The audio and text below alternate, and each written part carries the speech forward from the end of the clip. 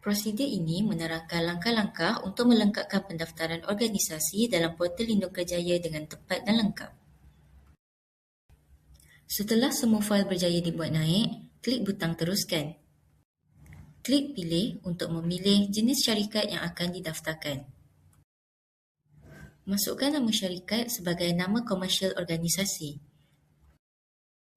Klik masukkan alamat penuh untuk mengisi alamat organisasi secara lengkap. Klik di sini untuk membuka senarai pilihan negeri bagi alamat organisasi.